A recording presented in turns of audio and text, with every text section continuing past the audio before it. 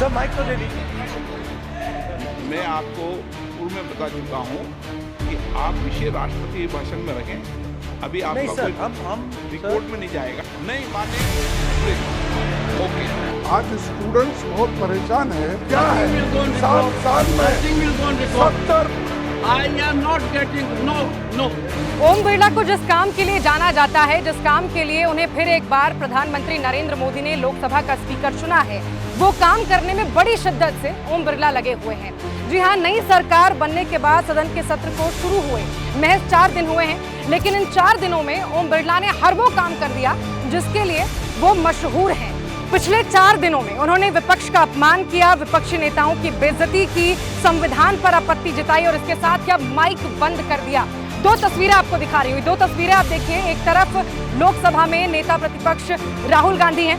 आज जब वो संसद में खड़े होते हैं पेपर लीक के मुद्दे पर चर्चा करने के लिए, तो पहले बीच में उन्हें ओम बिरला टोकते हैं, रोकते हैं, बोलने नहीं देते।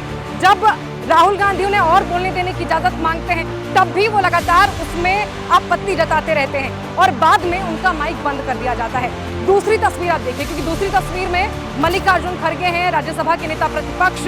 राज्यसभा में भी जब मल्लिकार्जुन खड़गे पेपर लीक का मुद्दा उठाते हैं तो उनका भी माइक बंद कर दिया जाता है। एक बात याद रखिए, यहाँ पर केवल विपक्ष के नेताओं का अपमान नहीं हो रहा है, ये केवल विपक्ष की बेइज्जती या विपक्ष का अपमान नहीं है, ये अपमान देश के उन लाखों छात्रों का है जिनका जीवन इस सरकार ने दांव पर लगा दिया है इस पेपर लीक के नेक्सस के जरिए। आपको याद रखना चाहिए, पिछले 10 दिनों के दरमियान एक के बाद एक पेपर लीक की खबरें आई हैं। नीट हो, यूजीसी नेट हो, सीएसआईआर नेट हो या नीट पीजी हो, जिसका पेपर होने से पहले ही रद्द कर दिया जाता है।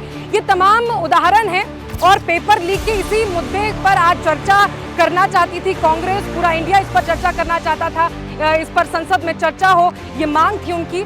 लेकिन सरकार लगातार इसमें अवरोध पैदा करती रही और इसी कड़ी में आज पहले राहुल गांधी और उसके बाद मल्लिकार्जुन खड़गे जी का जो माइक है वो बंद कर दिया गया। कई यहाँ पर बड़े सवाल हैं, क्या सरकार यहाँ पर किसी को बचाने की कोशिश कर रही है? क्योंकि देखिए, लगातार ये जो पेपर लीक हुए या रद्द हुए, इसमें एनटीए सवालों के घेरे में है और एनटीए के साथ ही मोदी सरकार भी सवालों के घेरे में है। तो ऐसे में अब इस पर संसद में चर्चा नहीं होने देने के पीछे भी क्या बड़ा कारण है? आखिर सरकार किसको बचाने की कोशिश कर रही है, ये बड़ा सवाल यहाँ पर है। हालांकि देखिए, राहुल गांधी पहले ये बात साफ कर चुके हैं कि नई संसद में अब जो सरकार की तानाशाही है, जो मनमानी है, वो नहीं चलेगी। यहाँ पर विपक्ष को बोलने दिया जाना चाहिए और इसके साथ ही जो आवाज है देश की जनता की, वो संसद में पहुंचनी चाहिए, उनको बोलने देना चाहिए।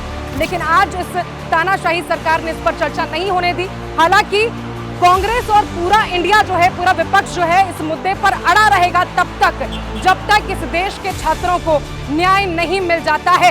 इस बार मोदी सरकार इन सवालों से नहीं बच सकती, उसे बताना पड़ेगा कि आखिर एनटीए पर अब तक कार्रवाई क्यों नहीं हुई, आखिर इस मुद्दे पर संसद में चर्चा क्यों नहीं होने दिया जा रहा है। और जब तक सवाल का जवाब नहीं मिलेगा, पूरा विपक्ष ये सवाल लगातार करता रहेगा तब तक जब तक इस देश के युवाओं को न्याय नहीं मिल जाता।